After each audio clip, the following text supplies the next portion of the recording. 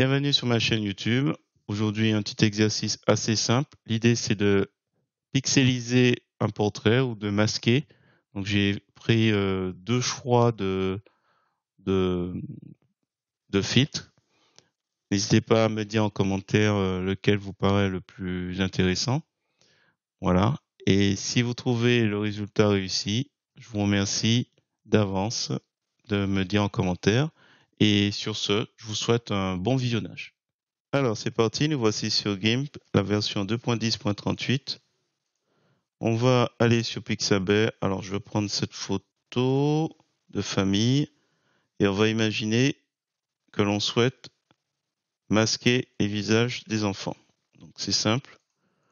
Soit vous faites édition coller ou vous faites ouvrir et vous allez récupérer la photo en question en allant sur le menu fichier ouvrir. Alors, là, je vais créer juste une copie pour qu'on ait un avant-après. Donc là, je vais juste renommer pour que ce soit plus simple. Après, avant. Donc, on va s'occuper du calque après. Donc, c'est très simple. Vous faites un zoom avec CTRL molette de la souris vers les têtes que vous souhaitez pixeliser. On va prendre l'outil de sélection elliptique. Dans les options de cet outil, on va s'assurer qu'on est sur remplace la sélection actuelle. Lissage, on va laisser, et sinon j'ai juste à faire aux dimensions du visage, j'ajuste à peu près, et je vais aller dans filtre, flou, pixelisé. Voilà, et puis voilà, par défaut on a déjà quelque chose. Alors, vous pouvez faire plus ou moins grossier. Alors hop, je diminue un petit peu. Voilà.